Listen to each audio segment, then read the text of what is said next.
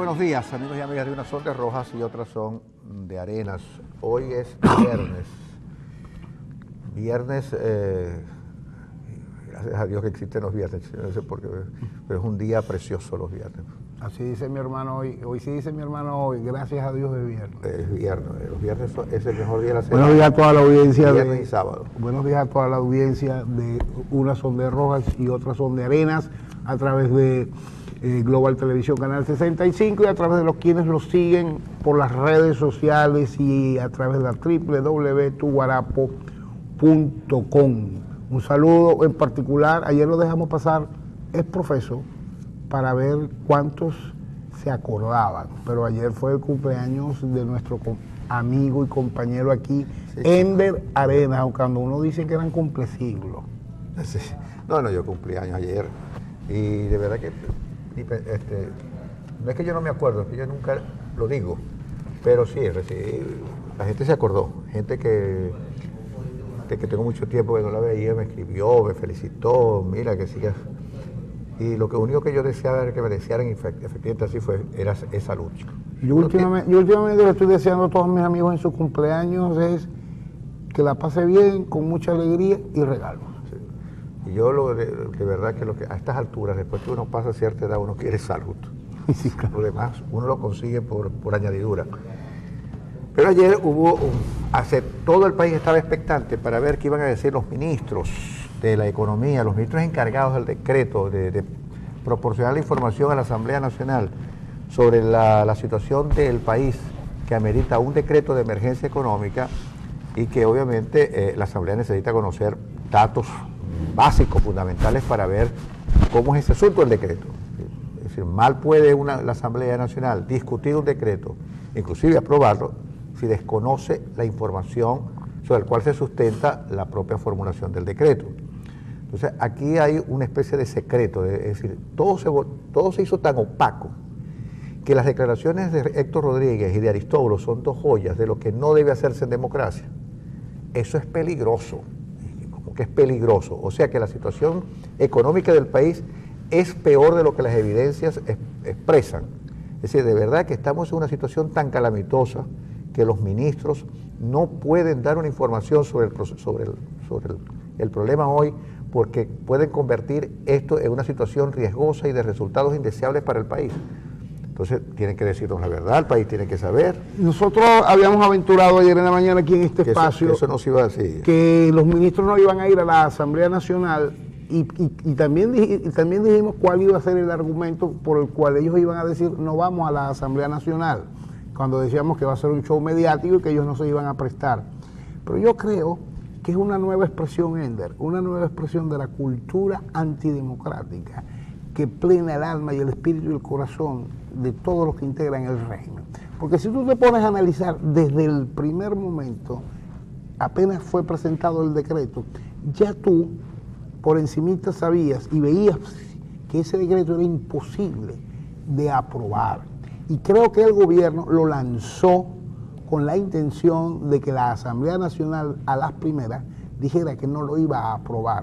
Con lo que no se esperaba el gobierno era que con unas personas que sí tienen una cultura democrática y que sí entienden lo que es el debate político, era, por más que sabían, por lo que debatimos ayer entre otras cosas, que no se puede aprobar así como está, no lo iban a hacer así a de buena primera, sino que iban a promover un debate, iban a pedir la información necesaria, iban a debatir e interactuar con el gobierno para que al final decir, mire, en estas condiciones no se puede, pero si ustedes hacen estas observaciones, acogen estas observaciones, podemos echar el pichón. Pero ellos no se esperaban con que esto fuese a ocurrir, sino que Henry Ramos o la Asamblea Nacional a través de su directiva de primeras de cambio dijera, sin debate alguno dijera, no. Ayer se consiguieron entrampados. ¿Por qué?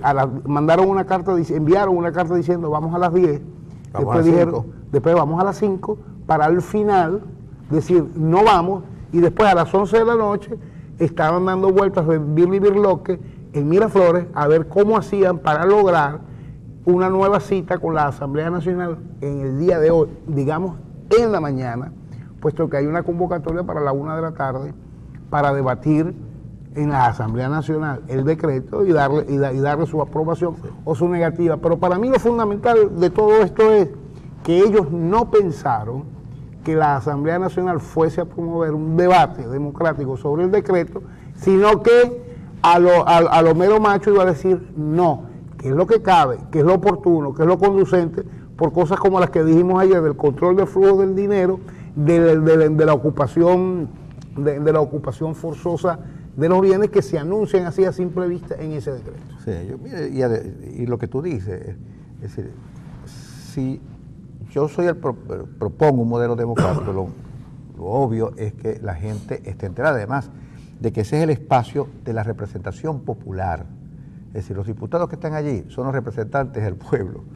Y el pueblo mismo, es decir, el ciudadano, no el pueblo, el ciudadano que tiene derecho a saber, tiene derecho a conocer lo que está ocurriendo. Es decir, no nos podemos conducir a ciegas en un país que no informa, un gobierno que no informa absolutamente nada. El silencio es la característica, el silencio es un sentido, porque es una cosa totalmente paradójica. Para muchas cosas habla demasiado, habla tanto que termina equivocándose. Para muchas cosas la improvisación raya casi en lo ridículo. Por ejemplo, el caso de la ministra de Agricultura Urbana. 15 días bastó para que esa señora saliera sin explicación alguna y colocaran a otra. Yo quisiera que alguna vez alguien me explicara cuáles son las razones, motivos y circunstancias que privan a la hora de elegir un funcionario para ocupar una cartera ministerial y después, tan importante como lo anterior es, cuáles son las razones para que la destituyan. Porque, por ejemplo, ¿por qué destituyen a esta ministra de Agricultura y Urbana? Porque en 15 días no logró que alguna flor retoñara. Sí, esa flor ya no retoña, tiene muerto el corazón de hace rato. Pero verdad que no tiene... No me vas a negar que la sustituta no promete más que la, que la anterior. Bueno, porque es una señora, ¿cómo se llama? La señora que sale es una señora. Por cierto, me decían que físicamente era muy parecida a Francisco Rojas. Hubo gente que me dijo que físicamente tenía un parecido con Francisco. A lo mejor, la señora, ¿cómo se llama? Enma. Francisco tiene una tía, creo que se llama Enma, creo que sí. Bueno, me decían, chico, pero tiene un parecido con Francisco Rojas. No, sí, a lo mejor Francisco tiene una tía en Margarita que se llama Enma y creo que le gusta la agricultura. Bueno, seguramente. Pero de verdad que es toda una cadena de improvisación. Yo creo que la nueva ministra, la agenda gubernamental está copada de urgencia, está copada de emergencia, pero que no resuelven absolutamente nada. Es decir, lo peor que le puede pasar a un gobierno es que su agenda, en este caso económica, esté llena de tantos problemas y de tan pocas soluciones que la gente termina desconfiando de todo lo que se diga. Entonces, con este asunto, las declaraciones de Héctor Rodríguez a mí me parecen de verdad lamentables. Yo creo que el PSUV debería hacer un análisis al interior del PSUV y probablemente remover inmediatamente a Héctor Rodríguez, porque semejante declaración nos pone a pensar de que la situación del país es peor. Es decir, si no se quería exponer en público las cifras que el país tiene porque es un riesgo, la declaración de Rodríguez, dar las declaraciones porque la economía es muy delicada, son peores. Porque entonces puso al país, bueno, ¿qué es esto que está pasando? Es decir, que hay una información que nadie sabe y que el país se encuentra no al borde del abismo, sino que ya se encuentra en el fondo del abismo. Eso es lo que parece por las declaraciones tanto de Aristóbulo. Miren esta cara de Aristóbulo. Miren esta cara de Aristóbulo, ¿verdad? Pero yo no quiero banalizar la conversación. ¿Qué le estará contando Merentes a Aristóbulo que tiene una cara de fastidio? Por cierto, mucha gente dice que la razón fundamental, yo no lo creo porque yo creo que las cifras son muy importantes, pero que la razón fundamental de que no hubiesen ido los ministros a la Asamblea Nacional ayer es Nelson Merentes. Es que está metido un escandalazo.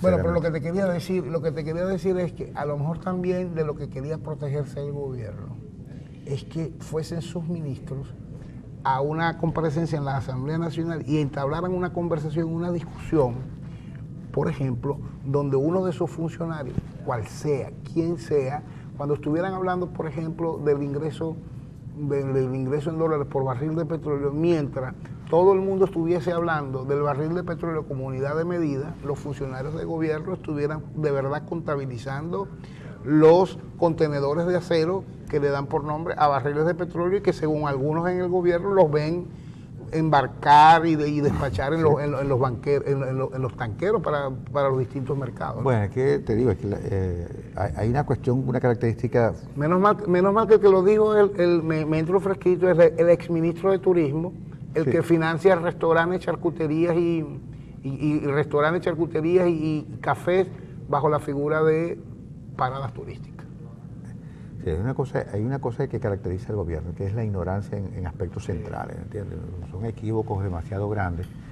Son 17 años gobernando. Alguna vez José Vicente Rangel dijo que había que darle tiempo al gobierno porque gobernar es un arte que hay que aprenderlo, no se nace sabiendo gobernar, y que había que darle un margen al gobierno para que aprendiera. Bueno, resulta, han pasado 17 años y todo indica que el gobierno todavía no tiene gente competente para ejercer el ejercicio del gobierno. Ahora, de hecho, la última convocatoria para integrar el gabinete de ministros nos cuentan que las solicitudes de cargo, los ofrecimientos de cargo surgieron, pero hubo gente que quedó fuera. Que no, que le dijeron ni loco, presidente, ¿sí? ¿Cómo cree que le voy a aceptar un ministerio yo a estas alturas? Y en el área de la economía, mucho menos. Bueno, el caso es que hoy es un día interesante, importante para la Asamblea, porque hoy supuestamente se va a hacer la discusión del decreto y seguramente no se va a aprobar. Por lo que dice José Guerra, por lo que dice Henry Ramos. Es decir, José Guerra dice que la excusa que dieron es que la deliberación sea secreta y nosotros no la vamos a hacer secreta.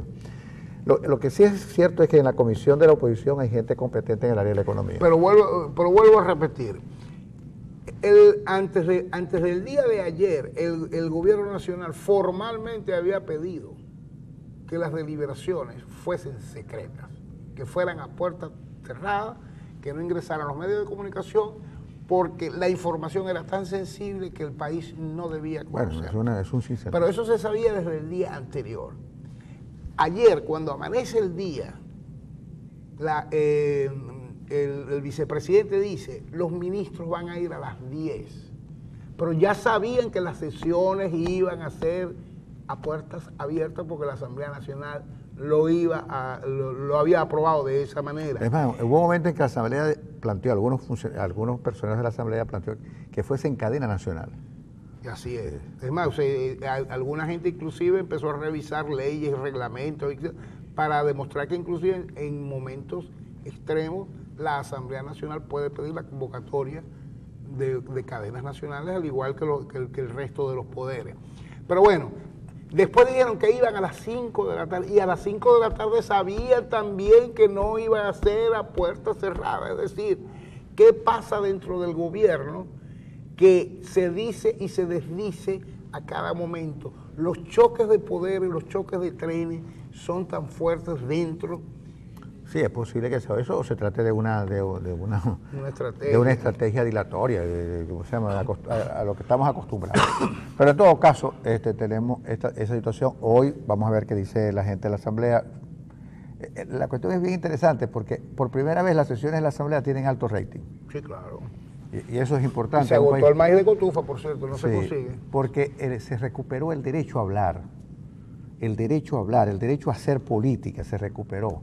Y ya eso es un logro, un avance importante que esta Asamblea ya logró, ya materializó. Es decir, el derecho a hablar, el derecho a tener la palabra y la recuperación de la política que había sido cancelada y clausurada durante un largo tiempo por un militar al frente de la institución hablante por excelencia, para debatir por excelencia la conducción militar, y la conducía militarmente, como un cuartel, pues. Ahora, Ender, ¿qué te parece a ti si de pronto, a ver si tú crees que esto sea posible, hoy se vence el lapso legal de los 8 días que tiene la Asamblea Nacional para considerar el decreto de emergencia? ¿Tú crees que esto sea posible? Que la Asamblea Nacional todavía diga hoy, vamos a hacer una cosa, vamos a posponer esto hasta el día lunes, buscando que el gobierno nacional comparezca y entregue la información, porque a quien le interesa que le aprueben el decreto de emergencia es al gobierno, es al régimen, no es a la Asamblea Nacional. Y al país también debería interesarle si ese decreto de emergencia realmente fuera un instrumento para ayudarnos a salir adelante. Ahora, la otra cosa interesante, ahora que tú dices eso, es que la Asamblea debería aprovechar este momento para presentarle a la gente y presentarle al país un proyecto económico de soluciones a los problemas que el país tiene y que sea viable, y que sea posible de ser gobernable. Entonces, eso ejecutable. Y ejecutable. La Asamblea, ojalá que pudiera proponerle al país un proyecto interesante, alternativo a las propuestas que tiene el gobierno. El problema es que ¿cómo propones si no puedes disponer de qué? De una información. Es decir, ¿cómo propones tú hacer algo cuando no sabes cuánto tienes, cuánto son tus obligaciones, tus eso es verdad, tus ingresos? todo eso es cierto, pero fíjate, la Asamblea hoy... Líneas gruesas, por lo menos. Sí, la Asamblea hoy es, de hecho, de facto, un protoestado. Es decir, es ya Estado y sin ser ejecutivo todavía, porque puede proponer un proyecto que sea asumido por la gente como propio, como su propia carne y hueso, y el gobierno va a tener que entonces, en lugar de la Asamblea discutir el proyecto del gobierno, el gobierno va a tener que discutir el proyecto de la Asamblea. Cuando se le ofrezca al país los dos modelos, las dos maneras de hacer política económica en el país. Sería interesante, porque el gobierno ha acusado a la oposición de ser capitalista y todo lo demás, por antonomasia. Pero a lo mejor, fíjate, a estas alturas del partido, resulta para el país más conveniente transitar por una vía de capitalismo humano, donde tanto mercado como Estado sean importantes y los derechos de los pobres sean importantísimos para ser asumidos como proyecto de política económica, que el modelo socialista del siglo XXI, que hasta ahora lo que nos ha traído es lágrimas, sudor y sangre en muchos aspectos, ¿no? Parafraseando a Winston Churchill. Sí, señor. Entonces, bueno, la discusión es hoy y yo creo que va a tener un alto rating. Y que sea por lo menos las líneas gruesas planteadas en la Asamblea Nacional y no en la pretendida, como se acostumbra, por cierto, en la pretendida marcha, concentración, o sea, el evento que se pueda estar organizando, que no lo tengo muy claro en este momento, pero algún movimiento va a haber al menos en Caracas. Sé que en la Plaza de la República hay a las 9 de la mañana una convocatoria para mañana sábado, porque mañana sábado es 23 de enero. 23 de enero. Entonces, a lo mejor la tribuna, para decir esas cosas, la tribuna de la Asamblea Nacional sería bien interesante y no aparecerse mañana en estas pretendidas concentraciones, manifestaciones con ocasión del 23 de enero, a querer ponderar desde la tarima del 23 de enero, lo que se puede hacer hoy día como uno de los miembros fundamentales del Estado, como los del Parlamento Nacional. Ojo, no estoy diciendo que mañana no se haga igual, porque al fin de cuentas, los partidos que militan en el bloque opositor son esos partidos que militan en el bloque opositor, y la razón de ser de ellos es, fundamentalmente, no es oponerse por oponerse, pero sí hacer actividades de calle, de sensibilidad, de entrar en contacto con la gente y acompañarla en sus angustias, que es el reclamo. Y mañana es una buena fecha, mañana 23 de enero, donde podremos nuevamente reclamar más y mejor democracia para Venezuela. Mañana es un buen día, de verdad que sí. Hay fechas que, fíjate, hay fechas que de pronto empiezan a perder como prestancia histórica. Y de pronto, como la política tiene esas características de morderse permanentemente la cola, realmente vuelven a aparecer en toda su justa dimensión. Y el 23 de enero mañana puede convertirse en una fecha de celebración para la materialización de la democracia, mucho más justa, mucho más humana y mucho más profunda, ¿no? Por cierto, con una celebración del 23 de enero prácticamente comenzó formalmente la lucha abierta, formal y sostenida por el bloque opositor, por el rescate de la democracia, enfrentándose directamente inclusive a Hugo Chávez Frías en aquel momento, que hasta de un día para otro tuvo que empezar a reivindicar y hacer sus propios actos de celebración del 23 de enero, y fue que descubrieron ellos a Fabricio Ojeda, ese protohombre que lideró la resistencia en aquel entonces con la Junta Patriótica, etcétera, etcétera. Con un 23 de enero para la oposición democrática del país comenzó todo. ¿Qué más hay, Ander Arenas? Bueno, el otro problema que está es la presencia, cuando hay crisis como la que tenemos hoy en día, que es una crisis de hegemonía, es decir, en el sentido de que tenemos un gobierno que no puede, que no tiene fuerza, que no tiene músculo popular para imponer su proyecto. Tenemos una asamblea que, a pesar de tener un apoyo popular, no tiene los instrumentos para convertirse en el verdadero poder. Entonces, las crisis hegemónicas empiezan a producir desplazamientos hacia otros instrumentos. Y el gobierno ha apuntado al TCJ, cuyas decisiones penden como una espada de Damocles sobre la acción y la práctica política de la Asamblea Nacional, porque el TCJ es un instrumento del gobierno, obviamente, no es un poder autónomo, independiente, sino que está muy subsumido en las pretensiones del Ejecutivo, y el Ejecutivo lo tiene tomado por asalto. El TCJ, Ronald, tú que eres abogado, ¿qué papel tiene ahora en un proceso en el que todo parece indicar que no puede revertir de ninguna manera la decisión que hoy tome la Asamblea Nacional?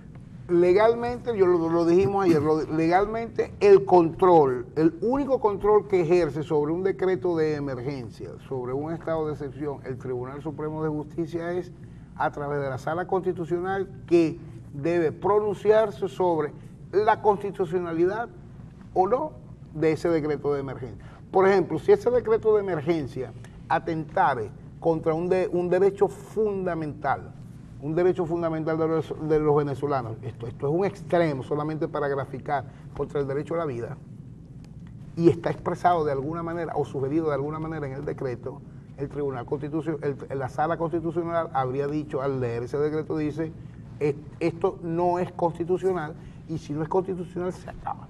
Es el único control que puede ejercer el Tribunal Supremo de Justicia a través de la Sala Constitucional. El otro control que tiene ese decreto es el control parlamentario, que es el que hemos debatido, de que aprueba o imprueba sin poder modificar, aun cuando luego del debate obviamente puede sugerir y le puede dar la oportunidad, y le da la oportunidad al presidente de la República.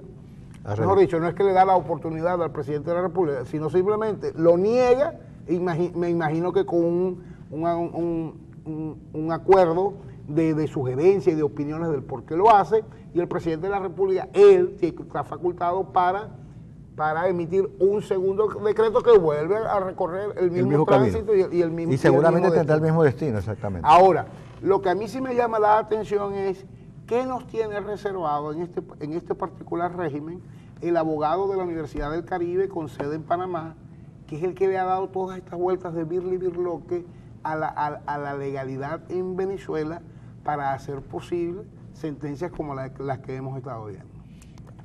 El abogado de la Universidad del Caribe de Panamá, sí, que va y viene y qué tal, bueno, yo creo que está retratado, todo el mundo sabe quién es la Universidad del Caribe, una universidad privada, una universidad a distancia, que se fundó con fondos, con muchos fondos venezolanos que surgieron de Venezuela, bueno, y tiene su asiento en Panamá.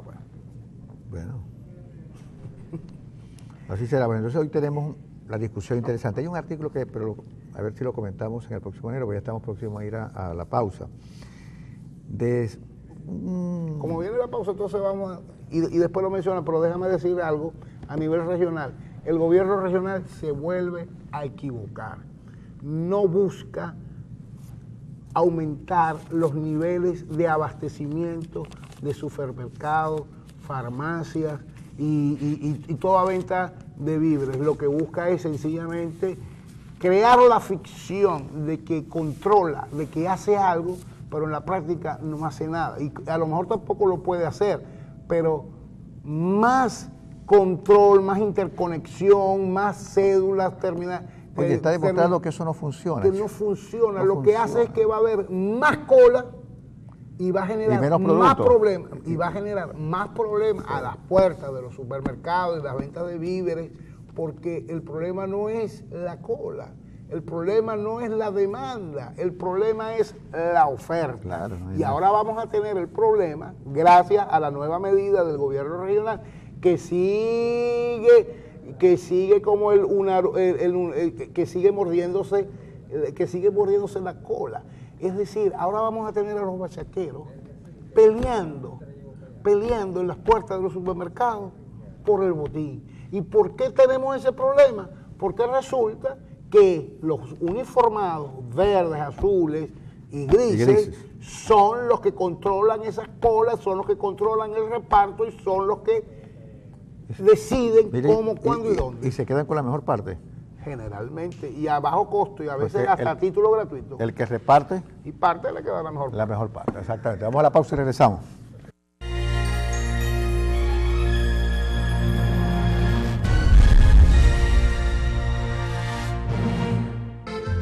Joaquín Sabina, ¿vale? Qué maravilla, ¿vale? Qué maravilla. ¿Ah? Así estaban los parlamentarios ayer en la Asamblea Nacional y nos dieron las 10 y las 2. Es verdad. Bueno, muy a propósito, ¿verdad? Seguramente Manuel pensó en eso. Seguramente pensó en eso, que ayer los parlamentarios les llegó la nota a las 10, justamente a las 10, y esperaron de las 10 a las 11, de las 11 a las 12, de las 2 a las 3, de las 3 a las 5, de las 5 a las 11. Y los tipos nunca regresaron, nunca volvieron porque de verdad que la economía es una cosa muy delicada y el pueblo no está para esas cosas, porque se pueden indigestar, el pueblo no tiene derecho a conocer lo que le está pasando.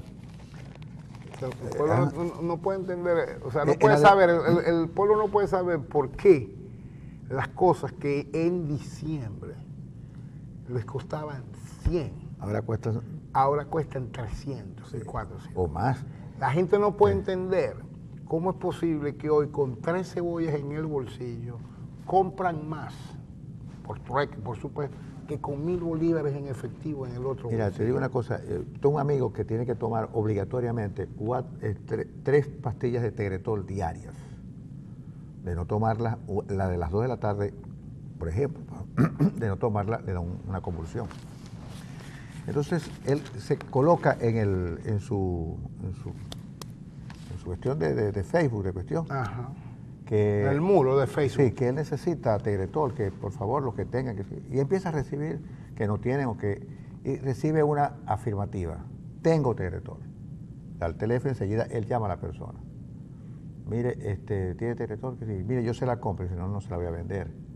Necesito 2 paquetes de Ariel, y un paquete de 4 de papel toalé. Y si es posible, un champú. Por 1.200 más 1.000 son 2.200. Ya te hablé del champú y del papel toalé. Lo demás, ¿cómo se llama? el Ariel, el detergente. 2 paquetes de Ariel de 1 kilo. Bueno, estamos hablando también de 1.000 bolívares más cada claro, uno. son como 3.000 bolívares. Ya llevan, ajá. Sí, por 3 cajitas de Tegretol. Imagínense ustedes. Entonces, estamos en una situación como esa. Es decir, yo creo que aquí, entre todos los momentos críticos que vivimos, probablemente el de la salud sea el más terrible de todos. Por cierto, quiero aprovechar y agradecer a la audiencia. Ayer nos llegó un mensaje a propósito del Nefrotal. Efectivamente, en el centro comercial único, la farmacia de allá, ahí conseguí, gracias al televidente que aportó la información a través de la mensajería de texto. Muy útil. Sí, lo que yo no consigo es Acuprim, chico. Hoy me Bueno, tomé la última. Tomé la última hoy. No sé qué pasa. Porque la que te ofrecieron ayer o de la que te avisaron ayer no tiene el componente. No tiene el mismo componente. Exactamente. Así que... Pero te decía que en el Nacional hoy hay un artículo de una persona que a mí me gusta mucho cómo escribe, y probablemente no es tan celebrado, pero es buenísimo. Se llama César Tinoco, no sé si lo has leído, en el Nacional.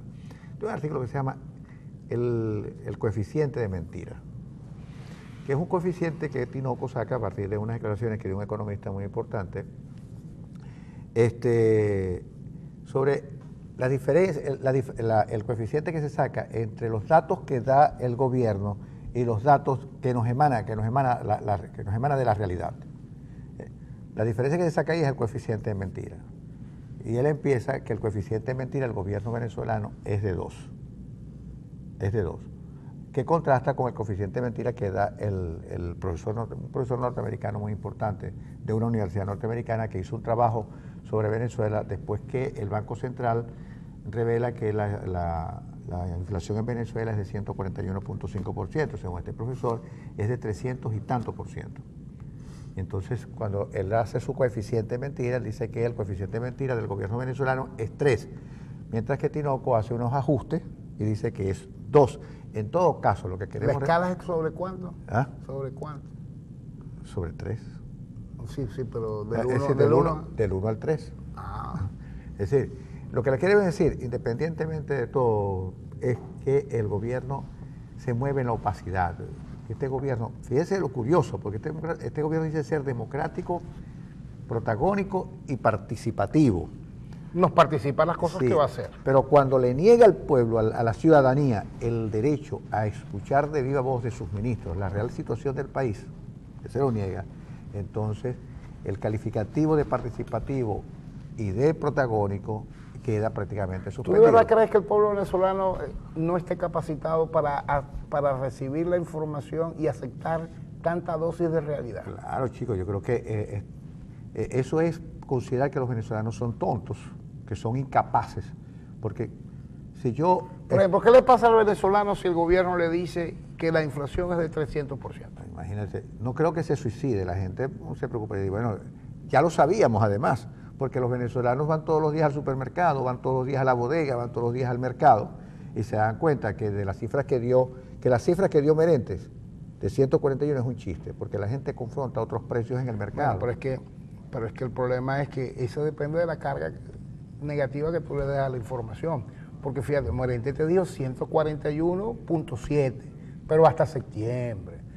Después tú puedes agregar que de septiembre a diciembre, bueno, llegamos a 200, ¿no? Sí. Pero él no fue que él no te dijo mentira, fue que no te dio toda la información. Es que además la inflación que plantea Merente hasta septiembre también es falsa.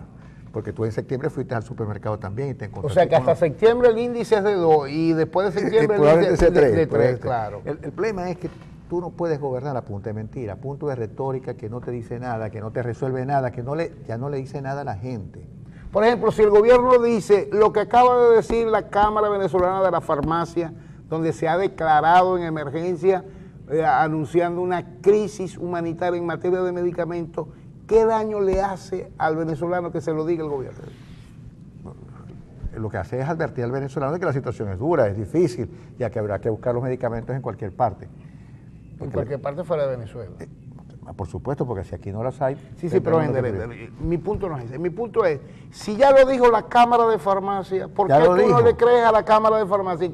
O si le crees a la Cámara de Farmacia, ¿en qué cambia que lo diga el gobierno? El problema es que hoy, dada la pérdida de confianza que la gente tiene en el gobierno, que es tratado con mucha indulgencia por la gente, le creen más a los privados que al propio gobierno. Es decir, lo que me dice a mí la Federación Farmacéutica Venezolana... ¿No será que esa es oligarca burguesa y conspiradora y enemiga del gobierno? No, yo creo que no. Por eso no le creemos a ellos, sino que creemos que nos lo diga el gobierno. Creemos que nos lo diga el gobierno. Lo que dice la Federación Farmacéutica Venezolana es verdad, además, es la realidad, porque si no, el gobierno no hubiese dado la orden ayer de que algunas instituciones farmacéuticas vendieran, por ejemplo, mira, yo compré ayer, te voy a decir, compré 12 cajas de Atamel Forte, 12. Por eso es que no hay Atamel en Maracaibo. Pero te voy a decir una cosa, porque el señor de la farmacia me dijo, mira, hay Atamel por cantidad, pueden llevarse los que ustedes quieran. No fue que yo pedí aquí, dame 12 para vender, no, me llevé 12, una docena de Atamel Forte, porque el propio gerente de la farmacia ofreció al público que estaba allí la cantidad que quisieran llevarse. ¿Qué vas a hacer tú con 12 cajas de Atamel? Bueno, el problema es que yo sufro de 12 gripes al año. Ah, ok, claro.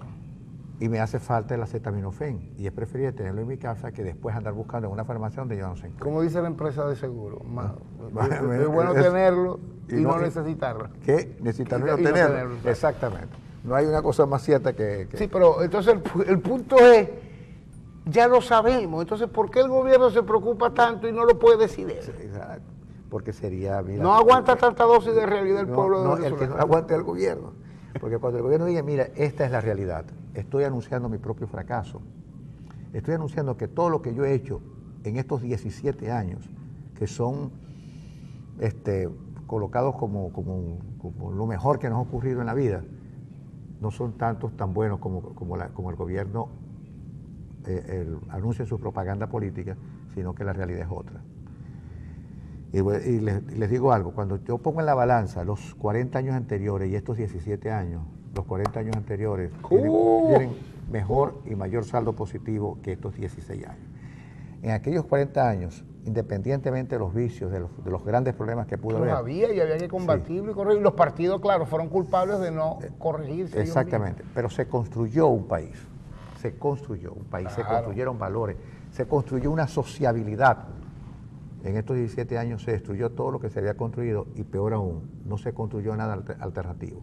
Lo que sí se ha construido es un escenario impresionante de odio, de exclusión y de no reconocimiento de los unos y los otros.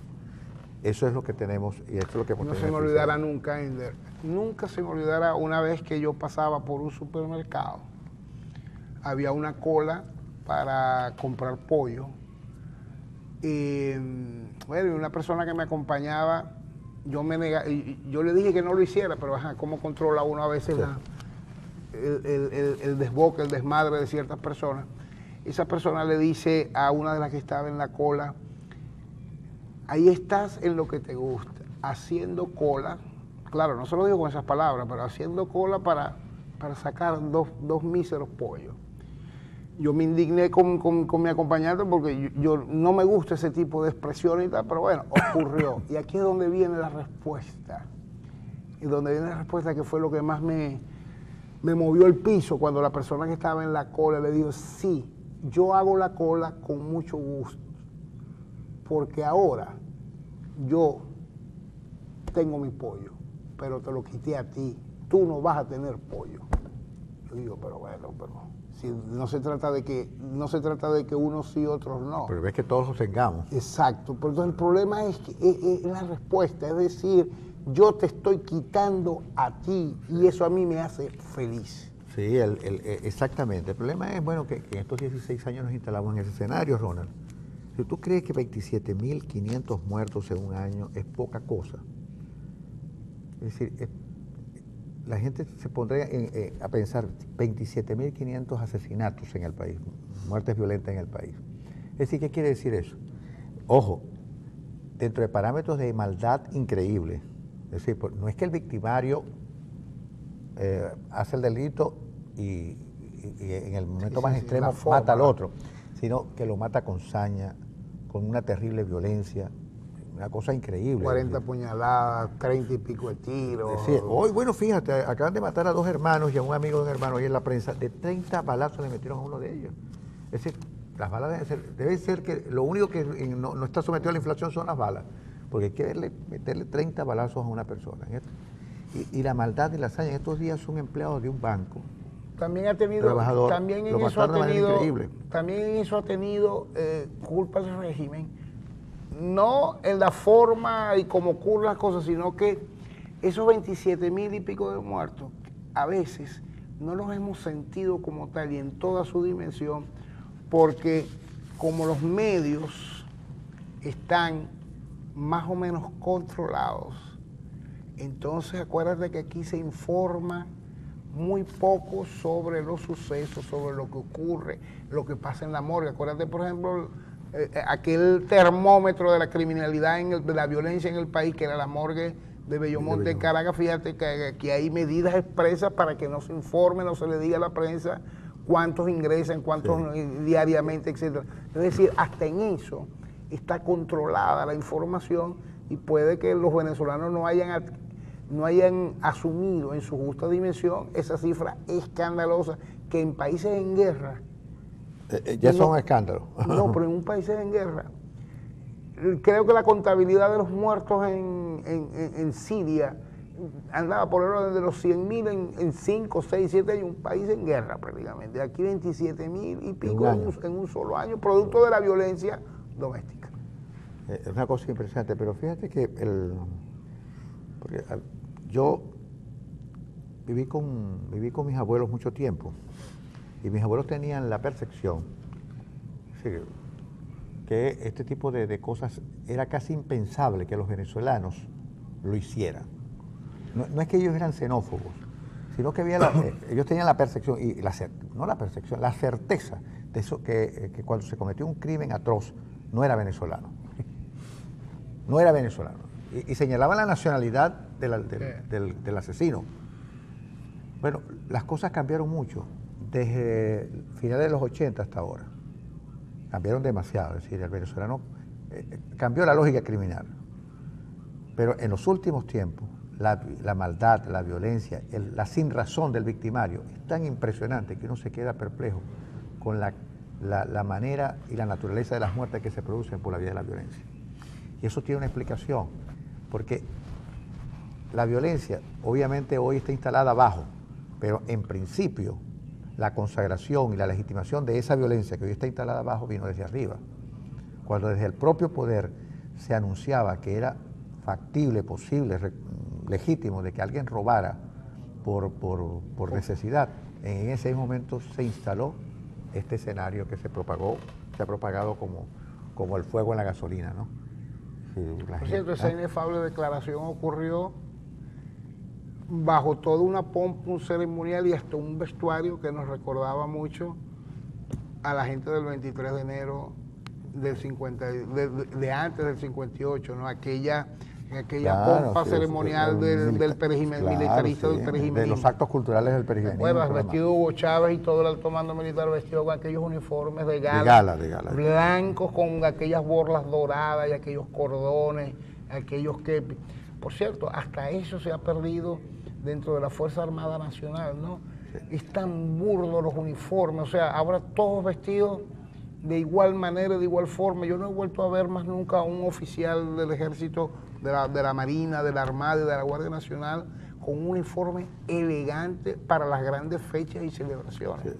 Ahora bueno, todos vestidos con esos trajes rasos que nos recuerdan mucho, dicen, a los uniformes de campaña de los cubanos. Y creo que las telas se compran hoy en China.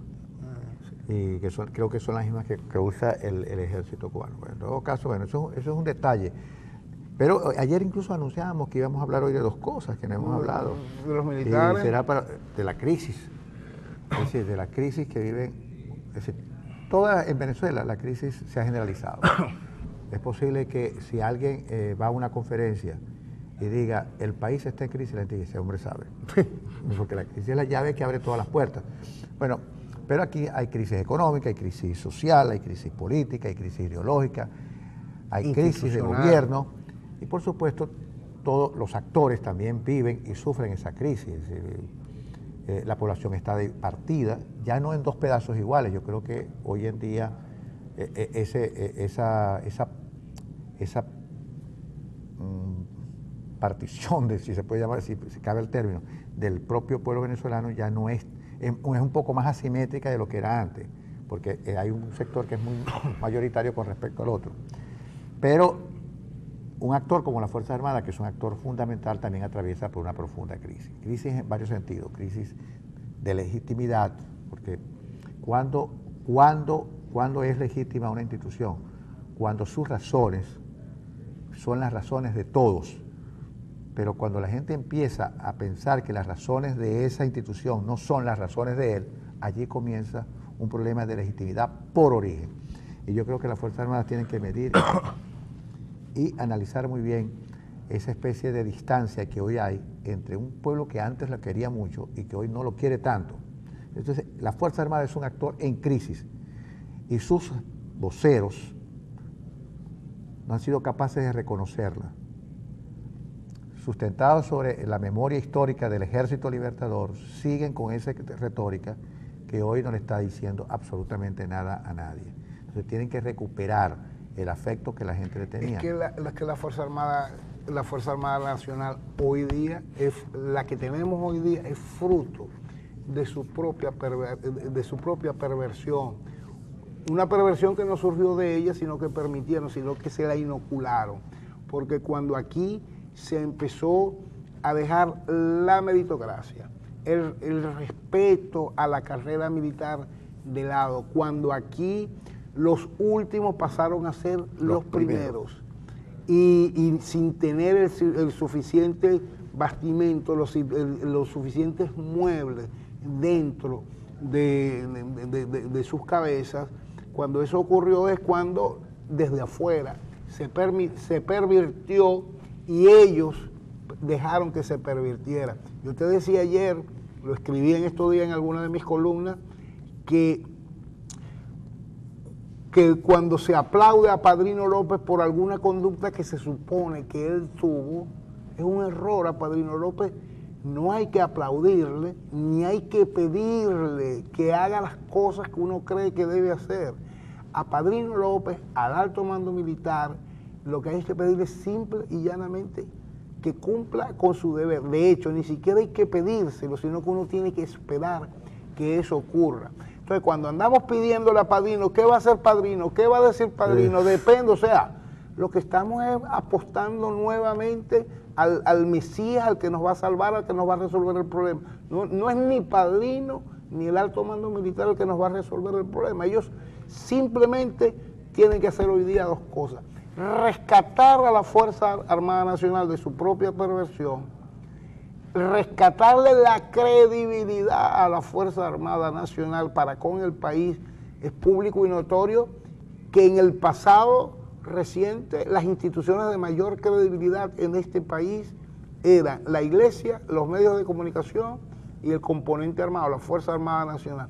Hoy día, esas mismas encuestas te revelan que una de las más rechazadas, que una de las más odiadas del país es la Fuerza Armada Nacional, porque todos de alguna manera u otra nos sentimos víctimas de su actuar ayer y hoy.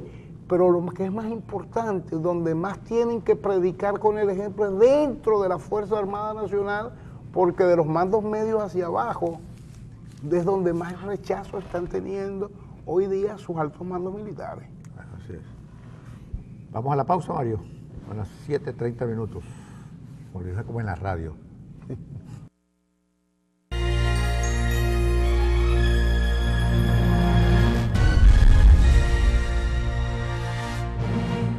Aquí estamos, aquí seguimos. Así decía el hombre aquel hasta que se fue. Hasta que se fue. Mira, es que yo después le pregunté, un día me lo tropecé y le dije, bueno, pues usted dijo que aquí estamos y aquí seguimos. Y él me dijo, claro. ¿Cuándo te lo dije? Cuando estaba aquí. Y cuando me fui ya no te lo podía decir, o sea. Mira, nos escriben desde La Limpia, dice el barrio Nueva Tía, calle 87. Tenemos 19 días que no nos llegue el agua. A la zona de la Guaireña, esa zona parte de la Pícola con un poco de San Jacinto desde el 25 de diciembre. Mira, es impresionante el asunto del agua, de verdad. Por cierto, un camión cisterna cuesta 5.000 bolívares o más. No has debido decirlo. No has debido decirlo. Porque hay unos que cuestan 7.000. Imagínate. Entonces, el culpable de aquí en el Zulia de la escasez de la comida es el gobernador, que debe irse, también dice aquí. ¿Qué pasó con Francisco? Que no lo he visto esta semana. Mira, esta amiga triste porque no ve a Francisco, es una fan de Francisco seguramente. Francisco vuelve el 4 de febrero. Usted puede enviar su canción, volvió, el 4 de febrero. Francisco estará aquí ese día. Él está en la cobertura especial del arranque de la campaña de Hillary Clinton. Está también visitando el foro penal neoyorquino, enterándose de los últimos detallitos sobre el juicio de los sobrinos memorables. Sí. Va a darse una vueltica por Miami y por Houston. Y por Houston también va Francisco y se va incluso que hasta Hawái. Bueno, eso lo de Hawái no lo sabía. Sí, o sea, hasta Hawái. Quiere ver dónde nació Obama, personalmente. Mira, buen día, Ender. Este lo escribe Jesús Villalobos también preguntando por Francisco y él sabe. Y el mismo Jesús nos escribe de que parece ser que en los supermercados están aceptando nada más la tarjeta de débito, están aceptando efectivo. Para comprar productos regulados solamente con tarjeta de débito. Esa es otra de las creaciones, generadoras de alimentos del gobierno regional. Dice, el gobierno desea que no se le pruebe la ley económica para poder prender el pote de humo y tener a quien culpar de algo. Para tener a quien culpar de algo fue que mataron al periodista, ¿no? El periodista Volvamos a lo de la tarjeta de débito. Tú sabes que antes tú nada más que podías comprar 4 o 5 productos porque el cerro de billetes que tenía nada más que te alcanzaba para los 4 o 5 productos.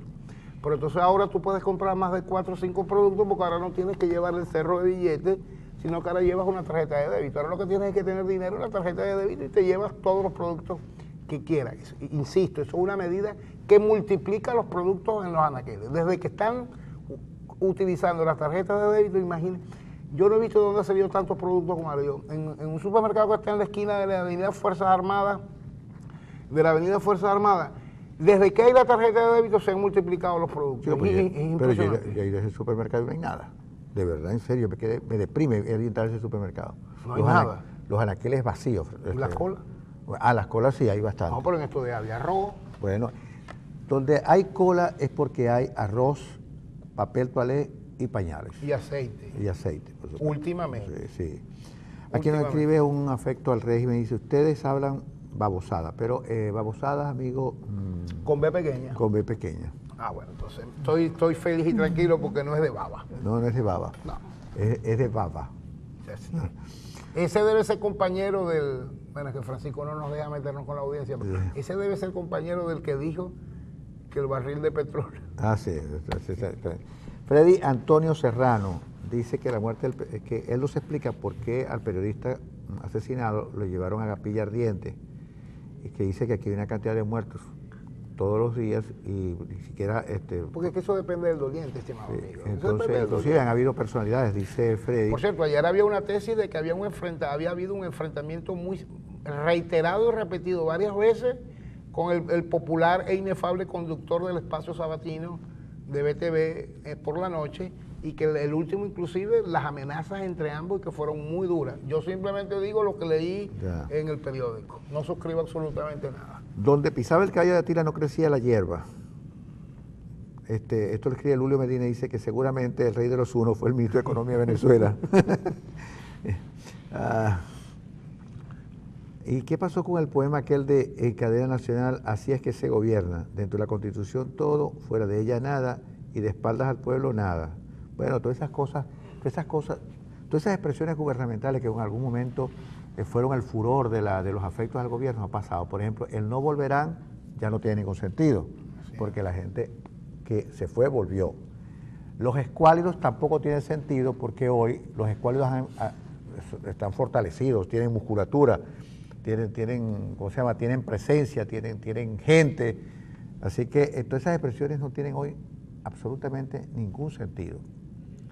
Eso suele pasar en política, porque no son esas expresiones de Chávez no eran categorías científicas, eran cuestiones políticas, y por supuesto ya dejaron de tener...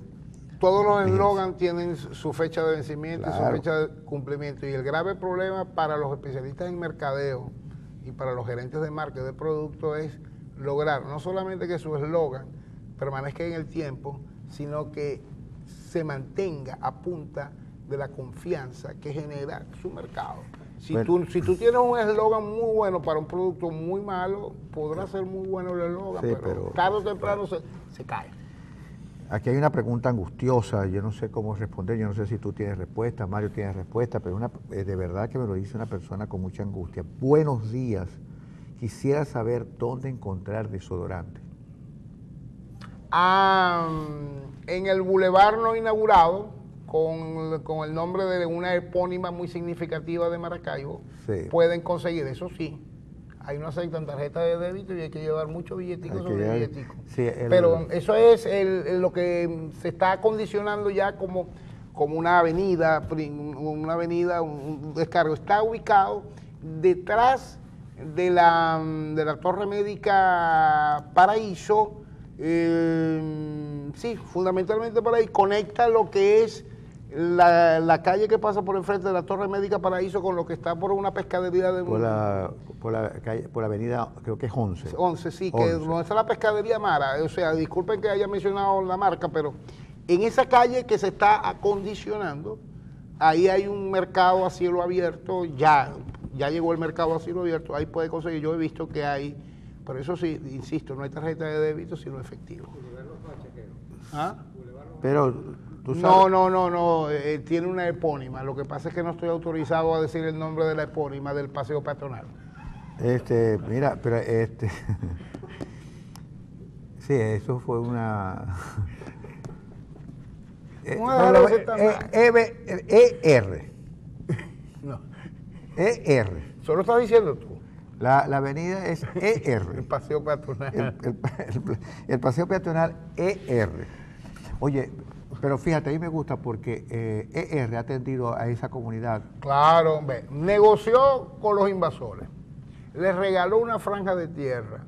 Va a lograr su avenida y se las está asfaltando, se las está poniendo bonitas. Sí, sí. Eso sí, el horario lo fijan ellos porque tampoco es que puedes interrumpir su descanso. Y ya tienen el paseo y ya tienen el mercado a cielo abierto, ya está listo, ya está en el medio. Lo que falta es alimentarlo. Tienen cosas. Sí. Tienen cosas. Lo que usted está buscando, ahí está. Desde aceite, bueno, fíjate que no va a creer lo que tienen. Yo te lo digo, tienen hisopo. Sí. Hisopo. Tienen hisopo. No, y después que usted salga de ahí, al lado, en el terreno de al lado, hay una frutería. donde venden una tisana muy buena. Sí, y señor. usted también puede aprovechar de conseguir ahí en esa frutería, alias la joyería, Sí. pero la joyería es por lo de frutería. No, por Pues lo alguien caro puede también. también puede conseguir ahí otros productos también, de esos que no hay en los supermercados, de esos que no le lleva el gobernador a los supermercados para que usted los compre con la tarjeta de débito previa cola. Mira, y ahora que Francisco, Ahí hay leche. Francisco iba a decir yo, Dios te ampare. Ronald habla de ese establecimiento. Porque es que yo vivía ahí. Los huevos son grandes. Sí. Sí, señor, los huevos son grandes allí. De Yo me verdad. conozco toda la zona porque es que yo vivía ahí. Tú viviste al frente, claro. Sí, claro. Ya. Mira, ¿tú crees que de verdad, Ronald, el precio de la gasolina sea un nuevo instrumento para segmentar la sociedad venezolana? Por ejemplo, yo tengo un carro que tiene 10 años. El precio que va a aumentar parece ser que es el de 95 octanos. ¿No? Así se dice, ¿verdad? Sí. Como yo tengo un carro de 10 años, yo puedo echarle gasolina de 91. Probablemente, no puedo. No puedo. Claro. Yo puedo echarle gasolina de 91. Claro, ese es el problema tuyo de la gasolina que tú le echas a tu carro. Claro, y él funciona, yo le echo gasolina de 91 y el carro anda sin Claro. pistonear. Sí. Entonces, si yo tengo un carro desde hace 10 años y puedo ponerle gasolina de 91, probablemente yo esté menos afectado que el que tiene un carro de último modelo que le va a poner gasolina de 95 Pero octanos. como todo, ahí hay una trampa. Ahora yo te digo cuál es la trampa. Entonces, probablemente un nuevo Todo con este gobierno, ahí hay una trampa. ahora me dice cuál es la trampa. Un nuevo instrumento de segmentación social es el precio de la gasolina. Entonces, fíjate, la sociedad se divide entre pobres y ricos, burgueses y proletarios, los que están arriba y los que están abajo. Los de 95 y los de 91. Y ahora, los conectados y los no conectados. Y ahora, un nuevo instrumento, el precio de la gasolina. Los de 95 Los y de 95 y los de 91. Pero ahí hay una Ah, trampa como todo lo que hace el gobierno. ¿cuál? Es que no te están despachando gasolina de 91. Ah, ¿no? No, tú vas a las estaciones de servicio, o hay mayoritariamente de 95 o hay mayoritariamente de 91, pero de las dos no hay. Es decir, si yo me ponen gasolina de 91, no me la ponen. Generalmente no hay. No, acá tenemos de 95. Yo pongo de 95, no porque el carro mío no pueda caminar con la de 91, camina bien. Una maravilla, ese carro es una maravilla. Yo le digo, mira, yo lo Tu trato- carro es como mi carro, nos ha aguantado a los Sí. dos, tienen que ser una maravilla. Yo lo trato no precisamente como mi mejor amigo, aunque lo es, pero es un carro maravilloso. Yo lo compré inclusive en Venezuela Inmóvil, Venezuela Móvil. Venezuela Móvil. O sea que tú eres un beneficiario. ¿Fuiste alguna vez enchufado? No, jamás he sido enchufado, pero lo compré en ese programa, me pareció interesante. Compré mi carro en el programa ese Venezuela Móvil y ha sido excelente el carro. No digo la marca porque no me está permitido, pero es un carro japonés. Un carro japonés. Y usa gasolina, nada más. También usa aceite, pero cada como 8.000 kilómetros. Pero hasta ahora él anda con gasolina de 95 porque es la que hay, pero también anda con la de 91. Pero ahora el precio de la gasolina se convierte en un nuevo instrumento de segmentación social. Es decir, esto es para los sociólogos. Los sociólogos estamos acostumbrados a utilizar ciertos instrumentos para segmentar la sociedad. Hoy tenemos uno nuevo, el precio del petróleo. Porque todo el mundo supone, todo el mundo apuesta de que el precio del petróleo, de que el petróleo va a tener, de que la gasolina va a tener un nuevo precio, que va a oscilar entre 8 y 10 bolívares la de 95 octanos. Es decir, que si usted llenaba el tanque con 3 bolívares, Correcto. hoy lo va a llenar con ¿cuántos? Perdón, me perdí por estar aquí atendiendo. Es decir, que se dice que el precio de la gasolina de 95 va a estar entre 8 y 10 bolívares.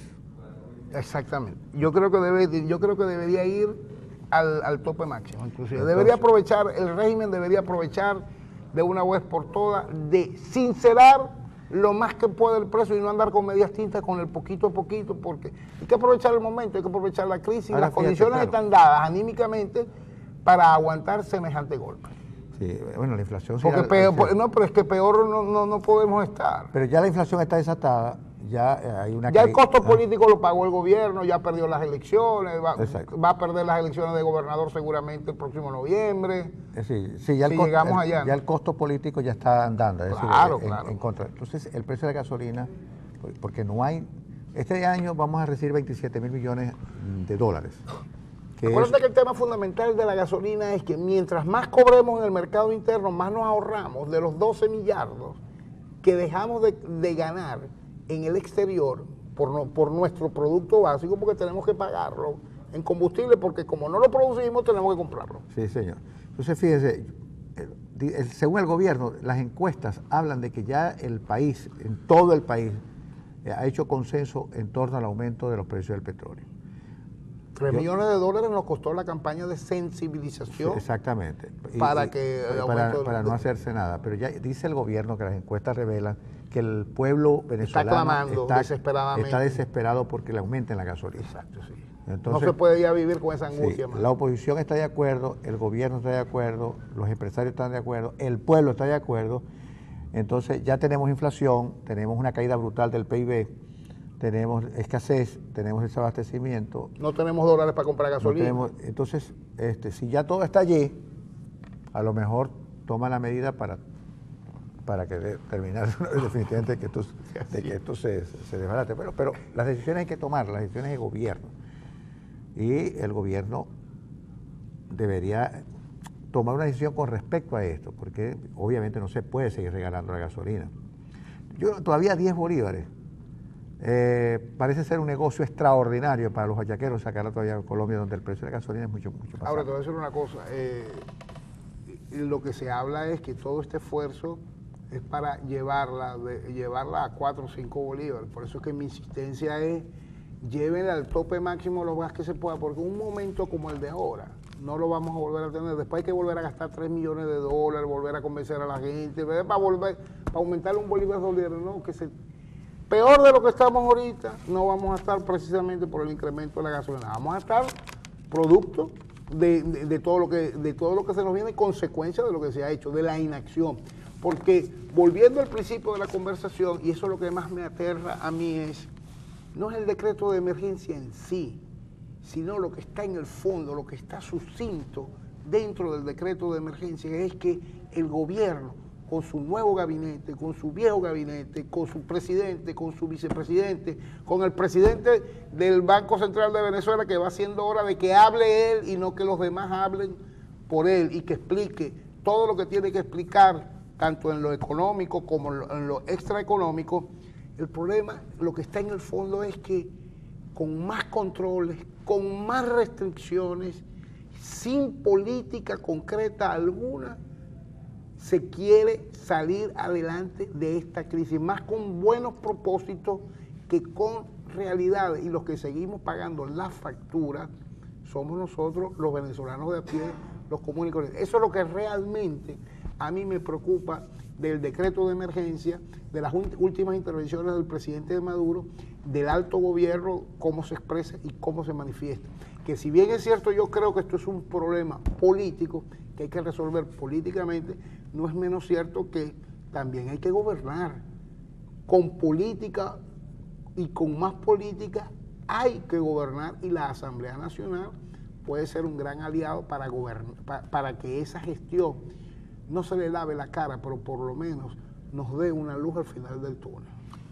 Bien, ya 7:51, estamos llegando al final del programa, pero ¿qué hay en la ciudad para este fin de semana, Ronald? Chico, yo me voy a tirar un maratón, de DVD. Yo quedé en darte, sí, tengo que llevártela, Joy y El Renacido. Y El Renacido, sí, voy a tratar de ver lo más que pueda en casa, porque sale más barato y además es más seguro, y además sigo sin carro. Dependo de la buena voluntad de mis amigos. Amigos, estoy en mi casa, vayan a buscar, sáquenme, airéenme un poquito. Si no, voy a terminar de leer Pureza, una novela extraordinaria, una novela de personajes extraordinarios de Jonathan Franzen, para quien la revista Time considera uno de los escritores del siglo XX y XXI en los Estados Unidos, Jonathan Franzen, y voy a tratar de ver lo más que pueda de las películas nominadas al Oscar, por ejemplo, Joyce, Carol, El Renacido, El Hijo de Saúl, Spotlight, que todas prometen, cada una con sus distintas aristas, ser una buena propuesta cinematográfica. Spotlight es una extraordinaria película. Recomendable para todos los comunicadores sociales, para todos los periodistas y los estudiantes de comunicación social. esta película, que por cierto ganó el Critics' Choice Award el pasado domingo como mejor película, narra todo el proceso de investigación y de publicación y toda la lucha que hizo el diario, los periodistas y la redacción del Boston Globe a propósito de los escándalos de pederastia de la Iglesia Católica en los Estados Unidos. Pero de verdad, además de que es un gran espectáculo para toda la audiencia, es una lección una lección viva de periodismo, sí, que deberían ver todo estudiante de comunicación social hoy día en las aulas de información y los comunicadores sociales en particular. El Renacido hay que tener estómago. El Renacido es una extraordinaria película. Pero hay que tener estómago para verla. El Renacido debe ser la mejor película de González No tanto estómago, perdón. Tener estómago más bien sería para ver la película El hijo de Saúl, la película húngara que compite al Oscar como mejor película en lengua extranjera.